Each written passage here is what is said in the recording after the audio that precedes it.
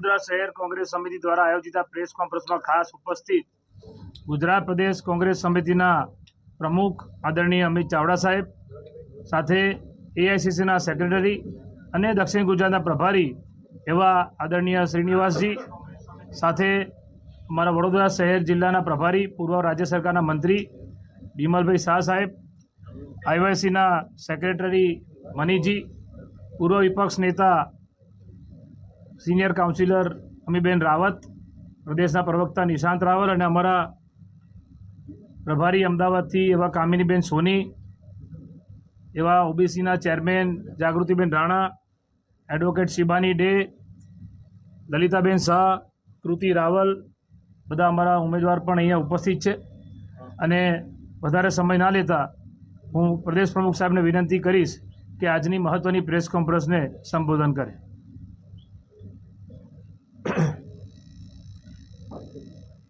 આજે સંસ્કારી નગરી વડોદરાના આંગણે આ પ્રેસ કોન્ફરન્સમાં અમારી સાથે ઉપસ્થિત એઆઈસીસીના સેક્રેટરી, ગુજરાતના સહપ્રભારી આદરણીય શ્રીનિવાસજી, આદરણીય બિમલભાઈ, શહેર કોંગ્રેસ સમિતિના પ્રમુખ યુવાન સાથીભાઈ ઋત્વિજભાઈ જોશી, પૂર્વ વિપક્ષના નેતા બેન અમીબેન, સાથે સાથે તમામ ઉપસ્થિત અહીંયા મહિલા આગેવાનશ્રીઓ, પ્રવક્તાશ્રીઓ અને આપ સૌ પ્રેસ મીડિયાના મિત્રોનું હાર્દિક સ્વાગત કરીએ છીએ.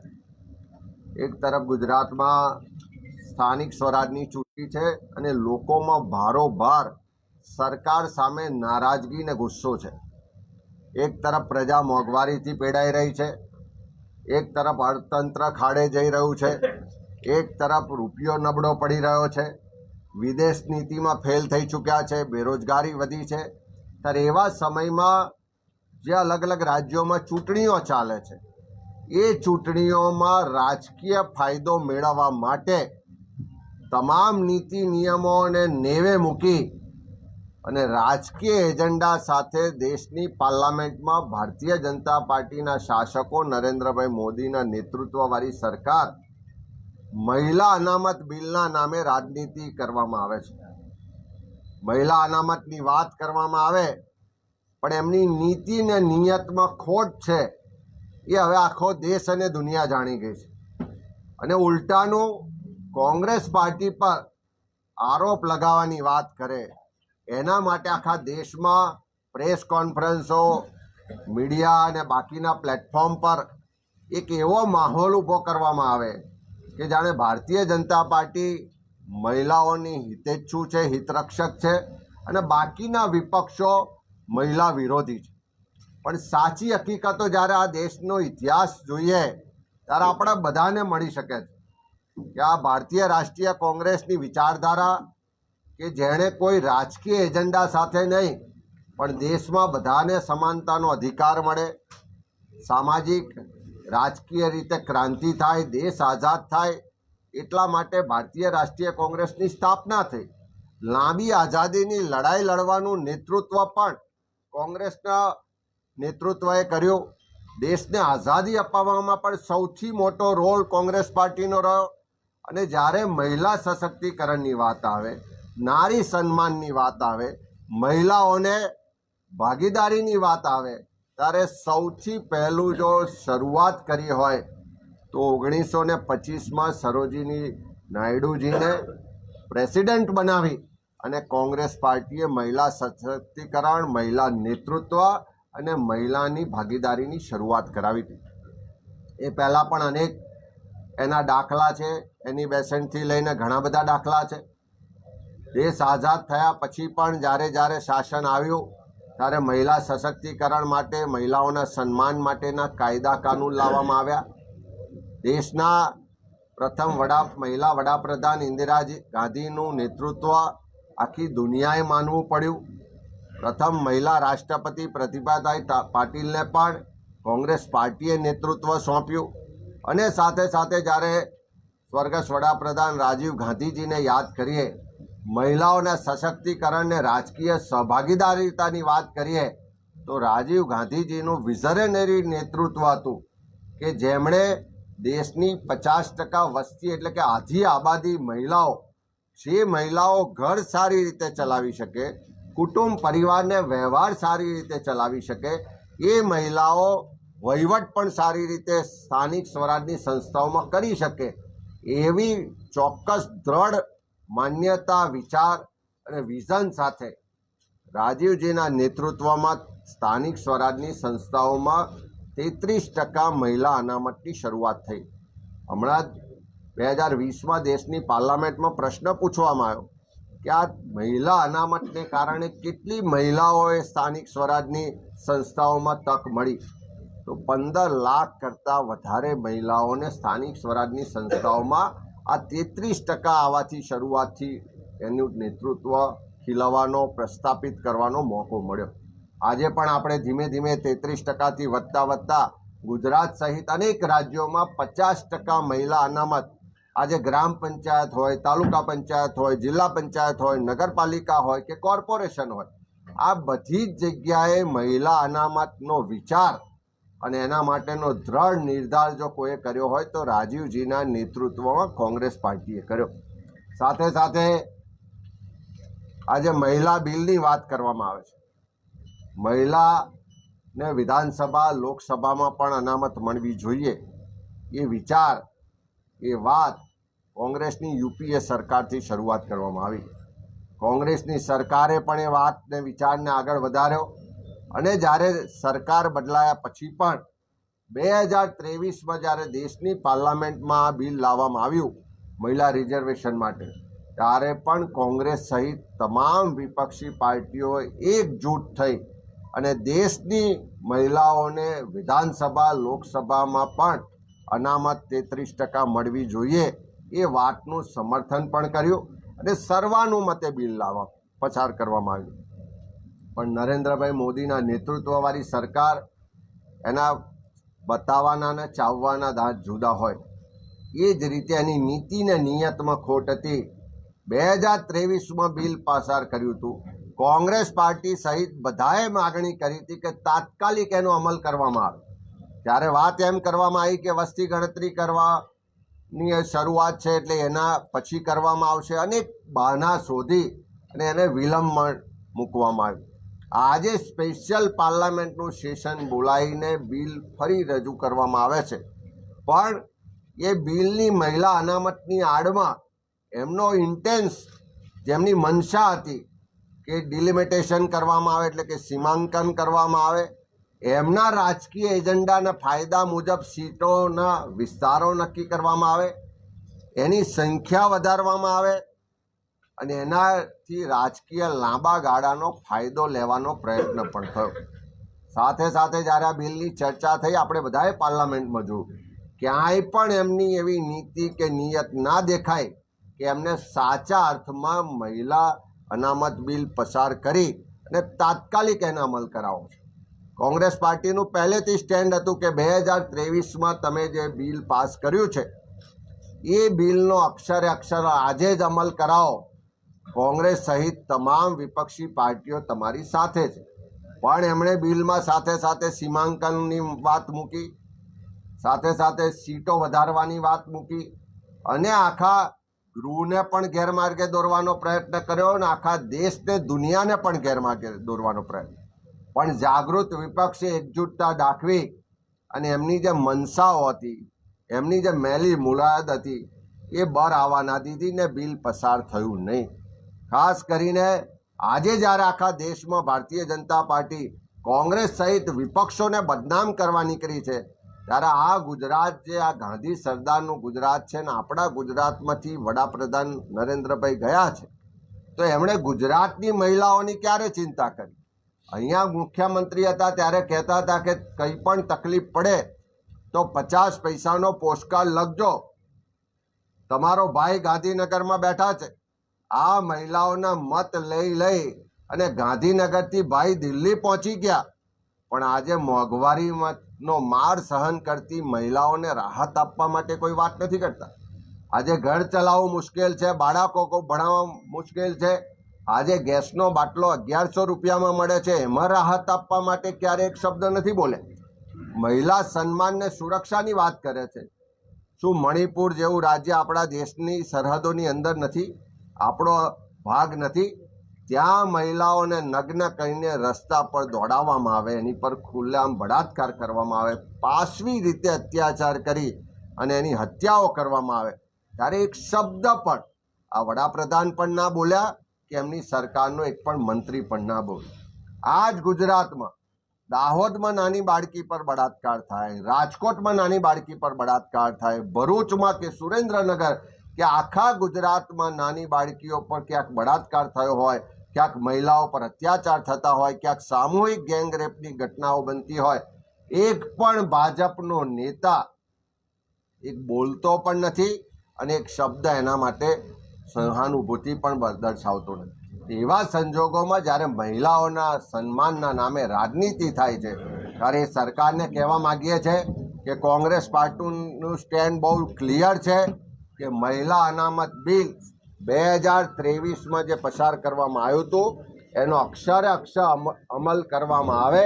કોંગ્રેસ સહિત તમામ વિપક્ષી પાર્ટીઓ, આખો દેશ તમારી સાથે, અને ખાસ કરીને જે સમાજના પીડિત શોષિત વર્ગના, ગરીબ વર્ગના, SC ST OBC વર્ગની મહિલાઓને પણ યોગ્ય પ્રતિનિધિત્વ મળે.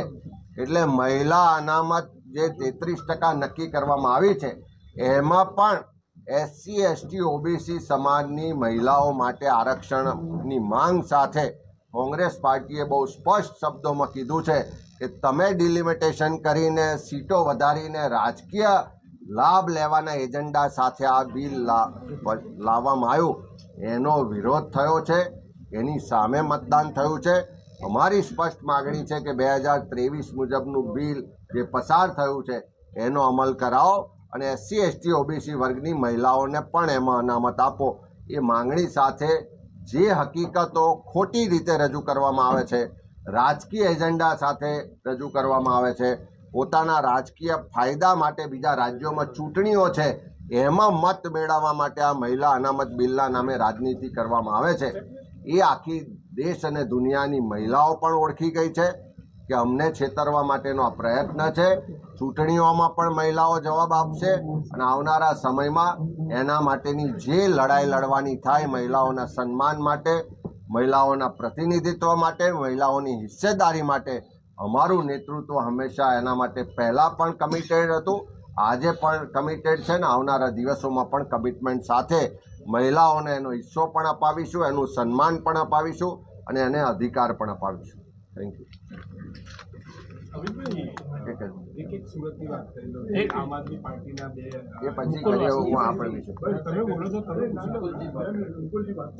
मैं विनती करूंगा हमारे ऑल इंडिया कांग्रेस कमेटी के senior most general secretary, Rajya Sabha के सांसद आदरणीय मुकुल वासनिक जी से कि हम सबको संबोधित करें.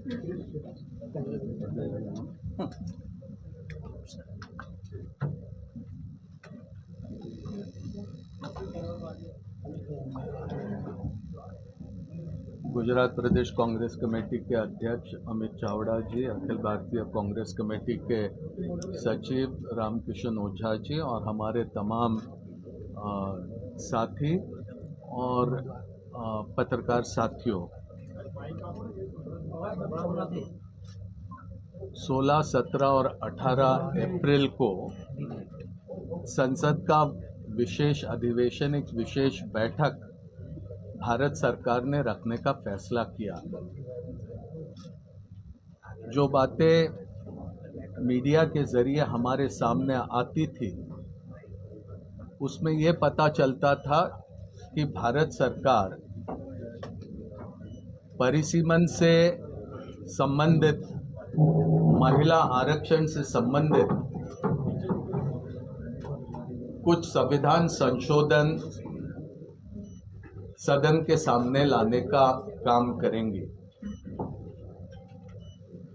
सरकार की तरफ से जब हमें ये जानकारी दी गई कि ये 3 दिन का विशेष सत्र बुलाया जा रहा है, तो सभी विपक्ष के दलों ने और विपक्ष के नेता आदरणीय मल्लिकार्जुन खड़गे जी ने सरकार से ये अनुरोध किया कि अभी विधानसभा के चुनाव चल रहे हैं, 29 अप्रैल को बंगाल में आखिरी का मतदान होगा, और उसके बाद आप सभी दलों की बैठक बुलाइए, संविधान संशोधन को लेकर क्या आपकी मंशा है वो सभी के साथ उस पर चर्चा करें और एक राय बनाकर आप सदन का सत्र बुलाने का काम करिए। लगातार अनुरोध करने के बावजूद ऐसा नहीं हुआ, विशेष सत्र बुलाया गया। संविधान संशोधन को लेकर प्रारूप सदस्यों को एक दिन पहले प्राप्त हुआ और सदन की कार्रवाई शुरू हुई। लगातार ये बताने का प्रयास हो रहा है सरकार की ओर से कि ये महिला आरक्षण को लेकर संविधान संशोधन सरकार ने लाया था। हकीकत ये है कि ये संविधान संशोधन महिला आरक्षण से संबंधित नहीं था। महिला आरक्षण से संबंधित नारी शक्ति वंदन अधिनियम सितंबर 22, 2023 को ही संसद ने आम सहमति से उसे मंजूर किया था। महिला आरक्षण को लेकर भारत के संविधान में संशोधन हो चुका था। अभी जो सदन के सामने जो संशोधन का प्रस्ताव था वो परिसीमन को लेकर था। भारत की राजनीति पर, भारत की एकता पर, भारत की अखंडता पर ये संशोधन को लेकर बहुत गंभीर और दूरगामी परिणाम हो सकते थे और इसी के चलते हमने सभी दलों की बैठक बुलाने का आग्रह किया था, लेकिन सरकार ने ऐसा नहीं किया।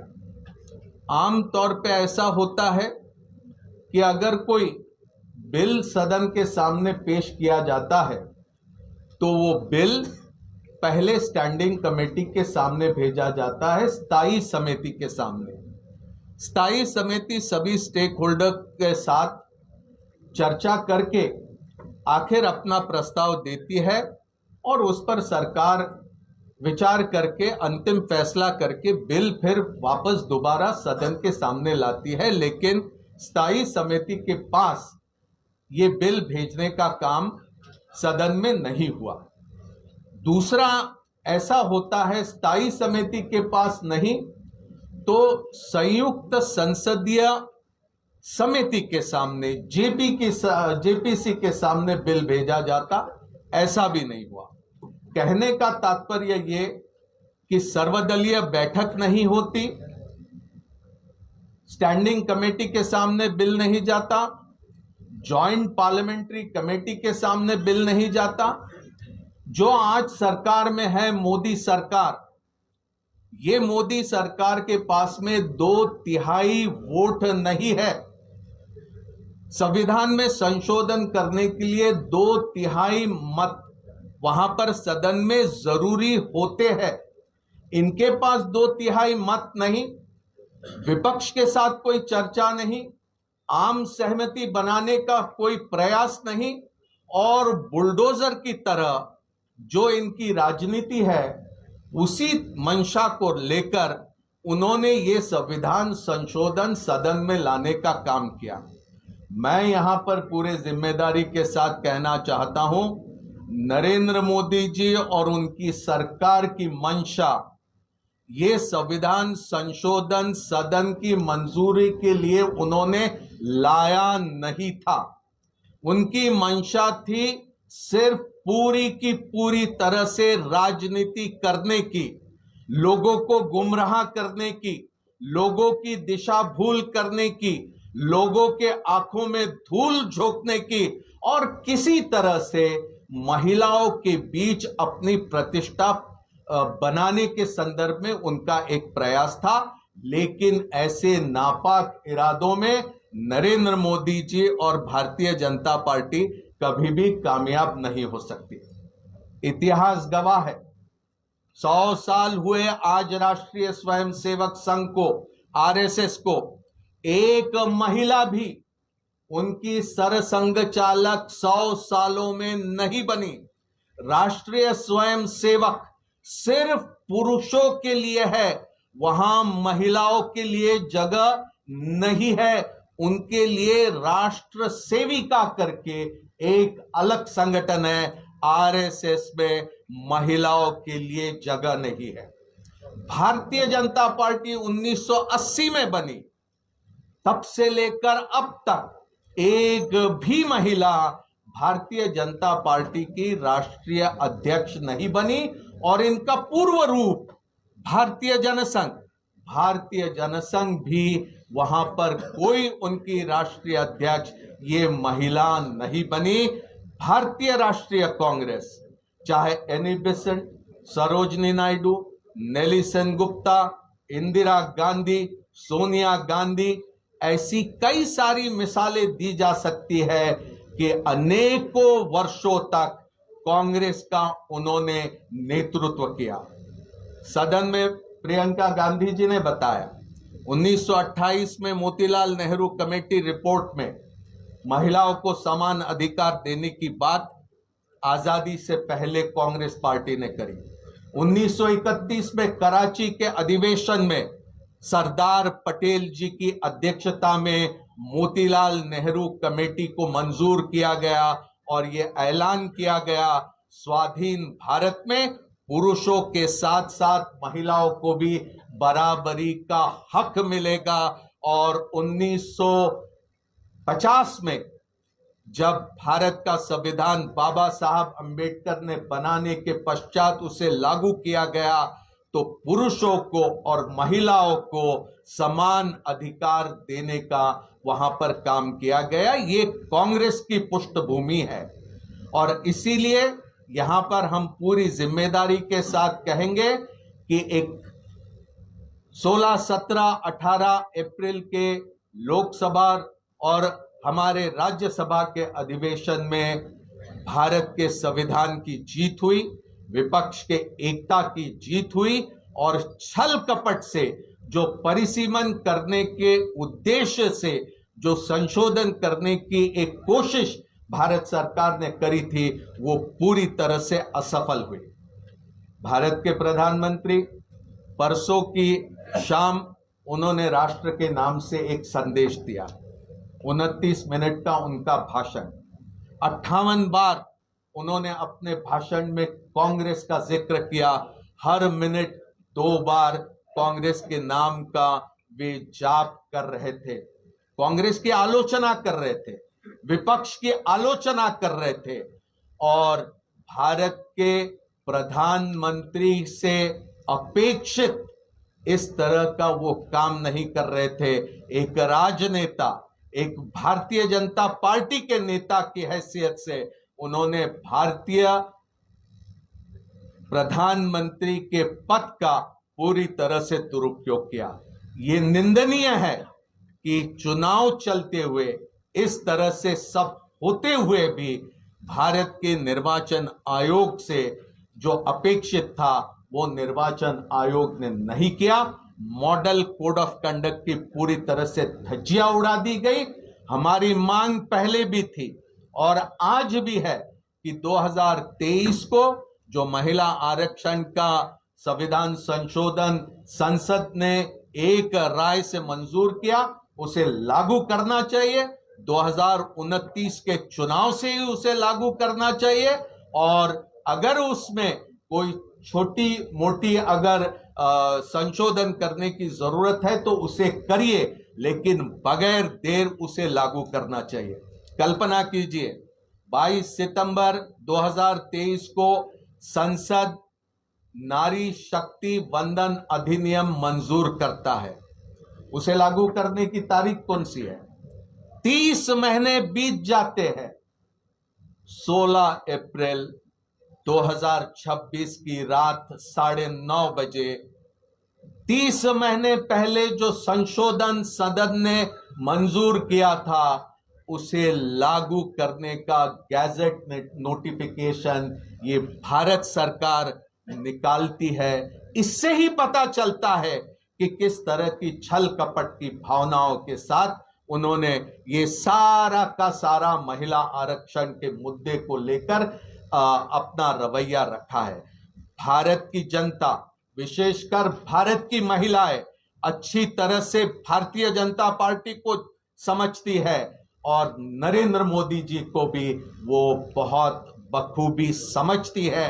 वो समझती है कि हमारे साथ छल कपट किया जा रहा है, हमारे साथ धोखा किया जा रहा है, और आप आते हुए दिनों में देख लेंगे कि भारत की तमाम महिलाएं इसका जवाब देकर रहेंगी।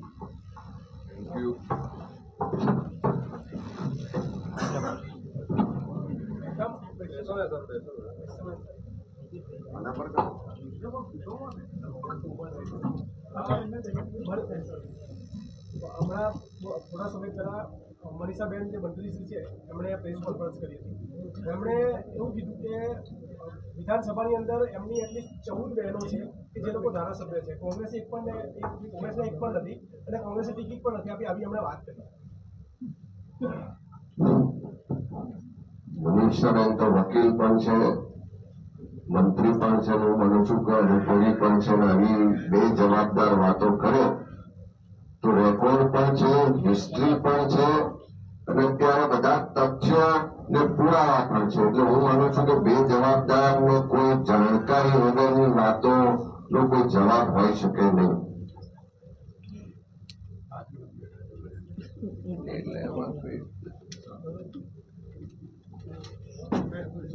Thank you. महिला आरक्षण के लिए कोई क्वेश्चन है तो पूछ सकते हैं। मुकुल जी के लिए आपने जो पहली बार गुजरात में चुनाव हो रहे हैं तो ओबीसी रिजर्वेशन पहली बार लागू हो रहा है, आपने काफी लड़ाई लड़ी थी, तो क्या जो चुनाव में महिलाओं का आरक्षण की बात हो रही है, जो ओबीसी जो आरक्षण पहली बार लागू हुआ है उसको लेकर कांग्रेस कैसे लोगों बीच जा रही है, क्या आपका स्टैंड है, मतलब किस तरह से आप क्या करते हैं? ગુજરાતમાં લોકલ બોડીઝની ચૂંટણીમાં પહેલા પણ 10% ઓબીસી માટે અનામતની વ્યવસ્થા હતી। સુપ્રીમ કોર્ટના આદેશ એની ગાઈડલાઈન મુજબ દરેક રાજ્યોમાં વિસંગતતા ઉભી થવાને કારણે સુપ્રીમ કોર્ટે કીધું કે દરેક રાજ્ય પોતાના ત્યાં કોઈ કમિટી, કોઈ પંચ રચી અને ઓબીસી માટેની કેટલી વસ્તી છે દરેક યુનિટ વાઇઝ એનો અભ્યાસ કરાવે અને એના આધારિત અનામતની વ્યવસ્થા કરવામાં આવે। ગુજરાત સરકારે પણ ખૂબ વિલંબ પછી ઝવેરી કમિશનની રચના કરી અને આપ સૌ જાણો છો કે થોડા સમયમાં એનો રિપોર્ટ મેળવીને અમલ કરવાનો હતો, પણ લાંબા સમય સુધી એનો રિપોર્ટ ના આવ્યો અને રિપોર્ટ આવ્યા પછી જે બિલ લાવવામાં આવ્યું ત્યારે રાજ્ય સરકારે આજ દિન સુધી ઝવેરી કમિશનનો રિપોર્ટ કોઈ પણ પબ્લિક પોર્ટલ પર મૂક્યો નથી, ક્યાંય પણ વિધાનસભામાં કે કોઈ જગ્યાએ એને પ્રસિદ્ધ કરવામાં નથી આવ્યા અને એમની મનસુખી મુજબ સુપ્રીમ કોર્ટની ગાઈડલાઈનથી વિરુદ્ધમાં એમણે અનામત 27% લાગુ કર્યું। 27% લાગુ થવાથી બધા જ સ્થાનિક સ્વરાજની સંસ્થાઓની રાજકીય અને વિસ્તાર વાઇઝ પરિસ્થિતિ પણ ઘણી બધી બદલાઈ। જે ઓબીસી સમાજને પ્રતિનિધિત્વ હજુ પણ ઘણી જગ્યાએ વધારે મળી શક્યું હોત અને ઘણા વિસ્તારોમાં જ્યાં એની વસ્તી નથી ત્યાં કદાચ 27%થી ઓછું પણ મળ્યું હોત, જેથી કરીને ત્યાંના લોકોને અન્યાય એનું ભેદભાવનો ભોગ બનવું ના પડ્યું હોત। હજુ પણ અમારી પહેલે દિવસથી માંગણી છે કે ઝવેરી કમિશનનો રિપોર્ટ પ્રસિદ્ધ કરવામાં આવે અને રિપોર્ટને સુપ્રીમ કોર્ટની ગાઈડલાઈન છે એ મુજબની અનામત વ્યવસ્થા સ્થાનિક સ્વરાજની સંસ્થાઓમાં અમલી કરવી જોઈએ। જ્યાં સુધી મહિલા રિઝર્વેશનની વાત છે ત્યાં પણ અમારી સ્પષ્ટ માંગણી છે કે મહિલા રિઝર્વેશનમાં પણ SC, ST, ઓબીસી એ ગરીબ, મધ્યમ ને પછાત ને પીડિત વર્ગ છે એ વર્ગની મહિલાઓને તક મળે, એ વર્ગની મહિલાઓનું પણ સશક્તિકરણ થાય, એમને પણ યોગ્ય હિસ્સેદારી મળે એટલા માટે એને પણ મહિલા અનામતમાં SC, ST, ઓબીસી ને રિઝર્વેશન મળવું જોઈએ એ વાતને પણ દોહરાવીએ છીએ। આવનારા દિવસોમાં પણ ગુજરાતમાં અત્યારે જે 27% ઓબીસી અનામત લાગુ કરી છે, હાઈકોર્ટની કોર્ટ સમક્ષ એક ચેલેન્જ કરવામાં આવી છે અને આવનારી લડત એ પણ હશે કે જરૂરી કમિશનનો રિપોર્ટ પ્રોસેસ કરવામાં આવે ને રિપોર્ટ અને સુપ્રીમ કોર્ટની ગાઈડલાઈન મુજબની અનામત વ્યવસ્થા થાય, જેથી કરીને જ્યાં વસ્તી વધારે છે ત્યાં વધારે તક મળે અને જ્યાં વસ્તી ઓછી છે ત્યાં કોઈનો હક નથી મળતો. Thank you.